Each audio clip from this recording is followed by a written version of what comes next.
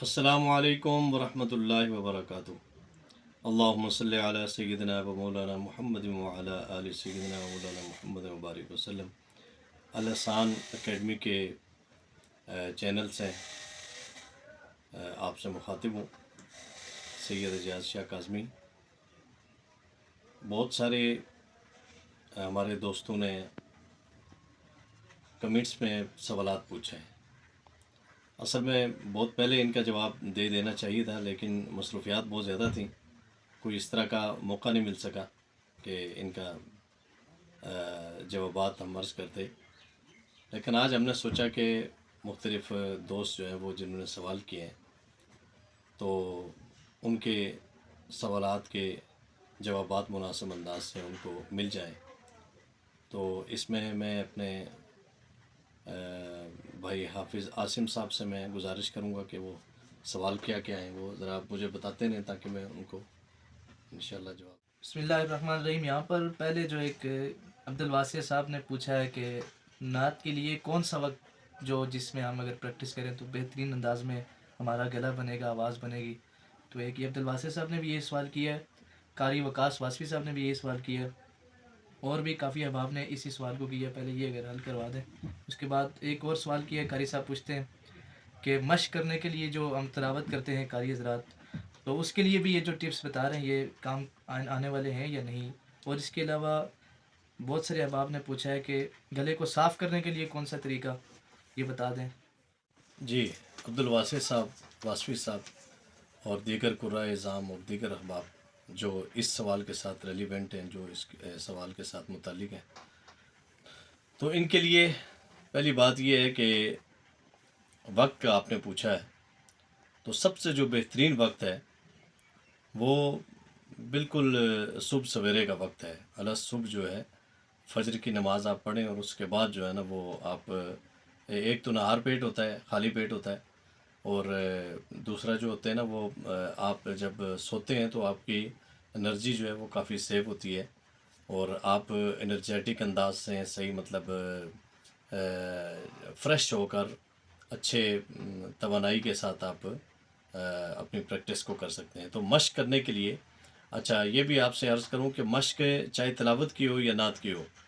تو لے اور سر ترنم ظاہر ہے، یہ اس سے تو کوئی چیز بھی باہر نہیں ہے۔ تو اس کے لیے سب سے بہترین جو وقت ہے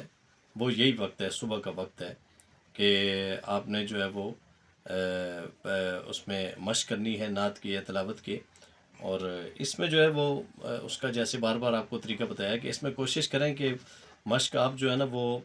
سب سے پہلے لو نوٹس ہیں یا بالکل دھیمے سے شروع کریں، اور اس کو آہستہ آہستہ انکریز کرتے جائیں، اس کو بتدریج اس کو جو ہے وہ اٹھاتے رہیں، اور تاکہ دونوں نوٹس جو ہیں وہ ہائی نوٹس بھی اور لو نوٹس بھی دونوں پہ مشق ہو جائے۔ تو اس کے لیے الگ الگ وہ جو آپ نے ہماری ویڈیو دیکھی ہوگی، گلے کے جو مختلف آکار ہیں یا مختلف گلے کے انداز ہیں آواز نکالنے کے، وہ جس میں آپ کو ہم نے بتایا ہے وہ اس کو غور سے سنیں اور اس پہ عمل کریں، اور جتنا سانس آپ لمبا کر سکتے ہیں اس میں، تو اس کا بھی ایک ویڈیو شاید میرے خیال سے آپ نے سنی ہوگی کہ سانس لمبا کیسے کیا جاتا ہے، اور اس کے بعد جو ہے وہ آپ نے یہ مشق کو اپنا جاری رکھنا ہے۔ یا دوسری بات یہ ہے کہ اگر بالفرض آپ کو صبح کو ٹائم نہیں ملتا تو مشق آپ ایسے انداز میں کریں کہ جب آپ نے کھانا بہت کم کھایا ہو، آپ بالکل جو ہے وہ تھکاوٹ نہ ہو، اور تھوڑے سے فریش موڈ میں آپ مشق کریں۔ اس میں کوئی بھی ٹائم ہو جائے، آپ دوپہر کے وقت کر لیں، شام کے وقت کر لیں، لیکن آپ پوری توجہ کے ساتھ، انہماک کے ساتھ، یکسوئی کے ساتھ، اور بالکل جو ہے وہ جس کو کہتے ہیں نا تخلیہ ہونا چاہیے، اس کے لیے خالی جگہ ہونی چاہیے، کوئی شور شرابہ نہ ہو، کوئی اس طرح کی کوئی وہ باقی مصروفیات نہ ہوں، تو اس میں آپ جو ہے وہ بہت اچھی مشق کر سکتے ہیں۔ اچھا، ایک اور پوچھا ہے جو بھائی صاحب پوچھ رہے ہیں کہ جو آپ نے اپلیکیشن بتائی تھی وہ اس کے لیے جو اسمارٹ واچ کا بتایا تھا کہ وہ کون سی، دوبارہ بتا دیں کہ جس میں آواز وہ لمبا کرنے کے لیے ریکارڈ کیا تھا، جیسے آپ نے کہا تھا نا کہ ایک آواز برابر ہو، ایک ہی لمبی اس میں ہو، تو وہ کون سی اپلیکیشن تھی؟ جی ہاں، یہ اپلیکیشن تو خیر نہیں تھی، یہ اسٹاپ واچ ہوتی ہے، یہ ہر موبائل میں ہوتی ہے، تو وہ آپ اسٹاپ واچ کا بٹن دبا دیا کریں اور اس میں جو ہے وہ آپ شروع ہو جایا کریں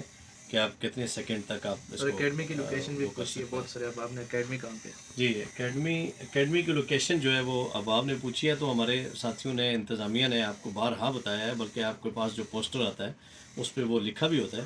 کہ روات پولیس کالونی میں گلی نمبر 14 میں ہے اکیڈمی۔